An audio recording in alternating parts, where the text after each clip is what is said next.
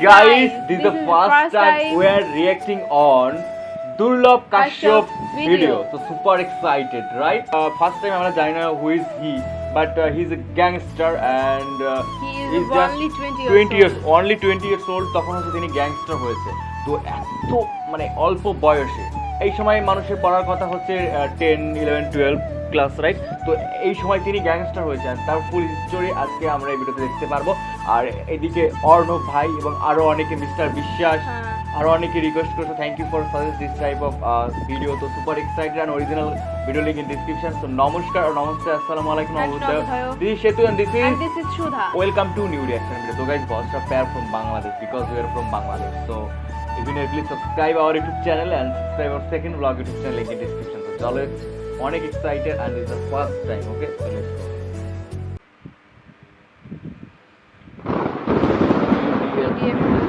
Present. Okay. Hindi তো বুঝতে পারতেছি না, আই এম সরি। নায়ক, লাস্টেরটা নায়ক। ভাই ফেস দেখে তো ডর লাগে ভাই। এখানে একটা बड़े बाल, आंखों में सुरमा, माथे पर लाल टीका और गले में काला कपड़ा, कंधे पर गमछा, यही पहचान था दुर्लभ कश्यप का। आखिर कौन था दुर्लभ कश्यप और कहां का रहने वाला था और कैसे इतनी छोटी सी उम्र में अपराध की दुनिया का बेताज बादशाह बनने का सपना देखने लगा। दोस्तों, अभी तक आपने कई गैंगस्टरों के बारे में सुना होगा, जैसे श्री प्रकाश शुक्ला, मुन्ना बजरंगी, मुख्तार अंसारी, ब्रजेश सिंह, धनंजय सिंह। लेकिन सब लगभग उम्र की उस दहलीज पर पहुंच गए थे जहां से जराइम की दुनिया में एंट्री करना बहुत आसान होता है। लेकिन BDF न्यूज की क्राइम सीरीज खलनायक में आज हम एक ऐसे गैंगस्टर की कहानी बताने जा रहे हैं जो बहुत ही कम उम्र में अपराध की दुनिया में अपना नाम स्थापित करना चाहता था। नाम दुर्लभ कश्यप, उम्र 16 साल, पेशा अपराध। मध्य प्रदेश के उज्जैन जिले के कम उम्र के लड़कों की गिरोह का सरगना था दुर्लभ कश्यप। उसकी उम्र अपने भविष्य को संवारने की थी, लेकिन होश संभालने के साथ ही उसकी चाहत मशहूर होने की हो गई और अपने इसी सपने को पूरा करने के लिए उसने अपराध जगत में कदम रखा और अपने इस कदम में उसने सहारा लिया सोशल मीडिया का। उज्जैन जिले के उसके जैसे सैकड़ों युवा उसके साथ जुड़ते चले गए। पुलिस को चकमा देने के मामले में उसने बड़े बड़े अपराधियों को भी पीछे छोड़ दिया था और अपराध करने में दाऊद की राह पर था। लेकिन कहते हैं कि बुरे काम का बुरा नतीजा। एक दिन ऐसा आया जब एक गैंग वॉर में उसकी हत्या हो गई और वो हमेशा हमेशा के लिए मशहूर हो गया। दुर्लभ कश्यप उम्र के इस पड़ाव पर था जहां हर बच्चा बड़ा होकर डॉक्टर, इंजीनियर या पुलिस में जाकर बड़ा अधिकारी बनने का सपना देखता है, लेकिन उसे तो कुछ और ही बनना था। दुर्लभ युवकों के बीच काफ़ी फेमस था और उस दौर में 16-17 साल के युवा बहुत तेजी से उसके साथ जुड़ते चले जा रहे थे। अपराध की दुनिया में शामिल होने वाले युवक दुर्लभ कश्यप को एक आइकॉन की तरह देखने लगे थे। सोशल मीडिया के जरिए शहर में अपना खौफ फैलाने के लिए की गई पोस्ट में भी कश्यप का नाम चर्चा में रहता था। दुर्लभ कश्यप हमेशा अपने माथे पर गोल्ड टीका, आंखों में काजल और गले में ब्लैक कपड़ा डालता था। अपनी इस लाइफ स्टाइल की वजह से वो और भी चर्चित रहता था। आखिर दुर्लभ की मौत कैसे हुई, ये भी हम आपको बताएंगे। 2 साल पहले दुर्लभ कश्यप ने अपने फेसबुक वॉल पर एक पोस्ट डालकर दहशतगर्दी फैलाने का काम शुरू किया और उसने बाकायदा इसके लिए रेट तय कर दिया। दुर्लभ जैसे कपड़े पहनता था, उसके गैंग के सदस्य भी ठीक वैसे ही कपड़े पहना करते थे, या फिर यूँ कहें कि उसकी गैंग का ये ड्रेस कोड बन चुका था। ये गैंग सोशल मीडिया पर पोस्ट के जरिए लोगों को अपनी तरफ आकर्षित करता था। इस गैंग का फेसबुक पोस्ट होता था, अगर कोई गैंगस्टर किसी को परेशान कर रहा हो या कोई विवाद हो, कोई भी बात हो, छोटा हो बड़ा हो, हम सब निपटा देंगे। और धीरे धीरे पूरे उज्जैन शहर में इस गैंग के नाम की तूती बोलने लगी। और आ गया साल 2018 जब दुर्लभ ने फेसबुक पर एक पोस्ट करके दहशत फैला दी और पहली बार इस गैंग के 23 लोगों को गिरफ्तार किया गया। पुलिस ने अक्टूबर 2018 में उस समय इस नई गैंग के 23 सदस्यों को गिरफ्तार किया जो कि कम उम्र के थे। इसमें कुछ नाबालिग भी थे। गुंडागर्दी, मारपीट, लोगों को डराने के मामले में केस दर्ज हुआ। दुर्लभ कश्यप का फेसबुक पर स्टेटस था कि वो कुख्यात बदमाश, हत्यारा और अपराधी है। कोई सा भी विवाद हो, कैसा भी विवाद हो, तो उससे संपर्क करें।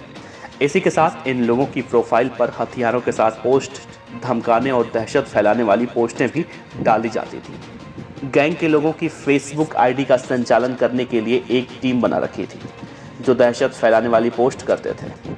इस आईडी से जेल में बंद लोगों की भी फोटो पोस्ट की गई। दुर्लभ कश्यप एक ऐसा लड़का था जो नाबालिग अवस्था में ही अपराध की दुनिया में अपने पैर आगे बढ़ा चुका था और वो न केवल आपराधिक गतिविधियों में सम्मिलित हुआ बल्कि उसमें नए हम उम्र के लड़कों की लाइन तैयार की जो उसके फॉलोअर बन गए। और इसे फॉलो करने में उसका मुख्य साधन था सोशल मीडिया फॉलोअर्स को बढ़ाने के लिए वो सबसे ज़्यादा फेसबुक पर एक्टिव था। कई बार उसने व्हाट्सएप ग्रुप भी बनाए और उसी के माध्यम से अपने लड़कों को मूवमेंट करवाना, कई जगह पर जाना, विवाद में शामिल होना, नशा करना, इस प्रकार की उसके लिए बातें आम हो चुकी थी। दुर्लभ का गैंग दिन दूना रात चौगुना फल फूल रहा था। रात के सन्नाटे में लोगों की गाड़ियों के शीशे तोड़ने से लेकर लूटपाट सब कुछ ये गैंग बहुत ही तेजी से कर रहा था। और फिर इस बारे में वहाँ के एसपी सचिन अतुलकर को इस बारे में खबर मिली और सबको पकड़ा गया। इस गैंग के अपराधों की हिस्ट्री इतनी थी कि एसपी सचिन अतुलकर ने बाकायदा हिस्ट्री शीट भी बनवाई, लेकिन उसके खिलाफ ज़्यादा मामला नहीं बना क्योंकि वो और उसके गैंग के सदस्य नाबालिग थे और उसे बाल सुधार गृह भेज दिया गया। और वो जब 18 साल का हुआ तो पुलिस ने कार्रवाई की और उसे इंदौर के जेल में शिफ्ट कर दिया गया। पुलिस की इस कार्रवाई के बाद दुर्लभ के गैंग की कमर टूट चुकी थी। कहा जाता है इसी बीच तत्कालीन एसपी सचिन अतुलकर जेल का दौरा करने गए तो उनकी मुलाकात जेल में दुर्लभ कश्यप से हुई। तो उन्होंने उससे कहा कि तू अपनी उम्र से ज़्यादा दुश्मन बना चुका है, इसीलिए तू जेल में रह और यहीं पे तू सुरक्षित रहेगा।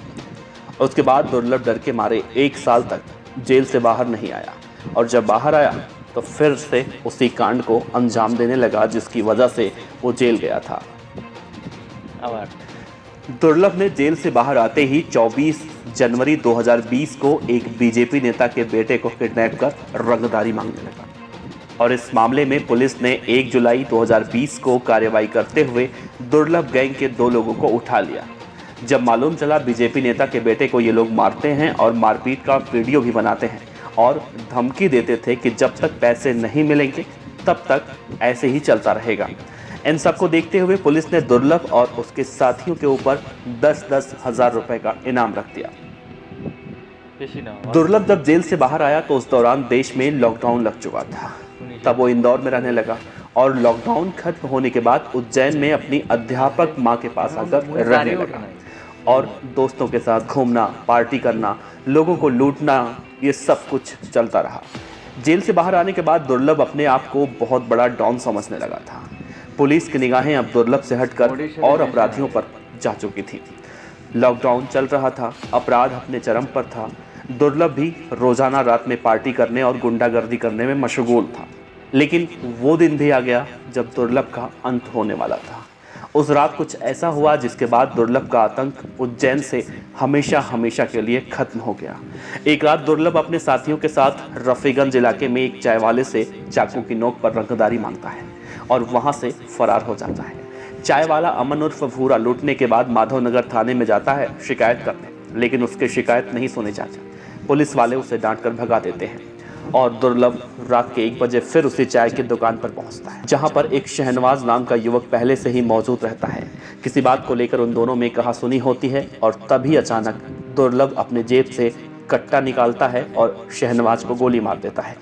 गोली लगते ही शहनवाज वहीं गिर जाता है और वहां पर मौजूद उसके साथी दुर्लभ को घेर लेते हैं और चाकुओं से 34 वार दुर्लभ पर करते हैं।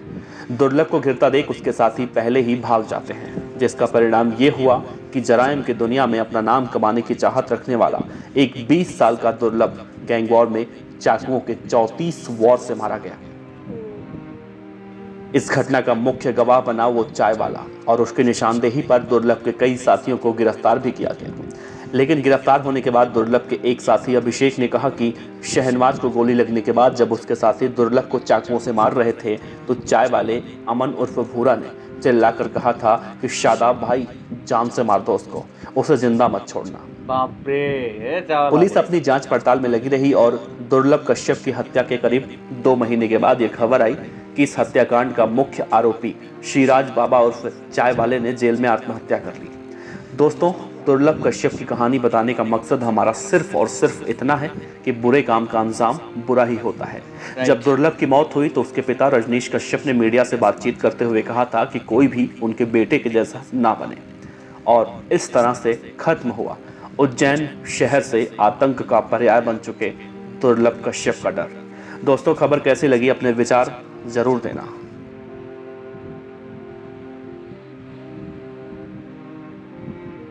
লাল টিকাটা হচ্ছে ওর বাবাও লাগায়। ওটা মানে একটা রিচুয়ালটা মনে হয়, বুঝছিস? তো গাইস, এই ছিল ভিডিও। আর this is the first time we are reacting On this video. আর আসলে চিন্তাম না হয়েছি, আর ফাইনালি ভিডিও দেখে বুঝলাম সে কিন্তু খুব সিরিয়াস। সে হচ্ছে আন্ডার কি বলে 20, মানে জাস্ট 20 বছর বয়স, জুবিনাইল অফেন্ডার বলা যায়, ঠিক আছে? তাকে তো পানিশ করা যায় না আসলে, কিন্তু সে এবং তার গ্যাং নিয়ে যে বিশাল একটা গ্যাং মানুষের যেভাবে করতেছিল, ওই যে কিডন্যাপ করে তারপর যাই হোক আগারা বাগারা লুটপাট করতেছে, তো এই ক্ষেত্রে হয়তো তাকে জেলে নিছে। আর বলছে না যে তোর যতটা না বয়স তার থেকে তুই বেশি খারাপ কাজ করে ফেলছিস, দ্যাটস ওয়াই তোকে এখন জেলে থাকতে হবে। এই ছিল এক্সপিরিয়েন্স, দেখলাম ভালো লাগলো এবং তার নিউজ সম্পর্কে লাস্ট একটু স্যাড স্টোরি ছিল। যাই হোক, কেমন লাগলো অবশ্যই কমেন্ট করে জানাও। আর ফার্স্ট টাইম দেখলাম, ভালো লাগলো। আর তো গাইজ, তোমাদের কেমন লাগছে অবশ্যই কমেন্ট করে জানাও। আর বসরা প্যার ফ্রম বাংলাদেশ। তো দেখা হচ্ছে নতুন কোনো রিঅ্যাকশন ভিডিওতে। নমস্কার, নমস্তে, আসসালামু আলাইকুম, নবদাও, take care, bye bye. And last একটা কথা বলি, সৎসঙ্গে সর্বনাশ, সরি ভুল বলে ফেলছি, আরে কি বলি, সৎসঙ্গে স্বর্গবাস, অসৎসঙ্গে সর্বনাশ। So be careful, stay alert, ভালোর সাথে থাকো, ভালোর সাথে মিশো। বাই বাই, নমস্কার, টাটা।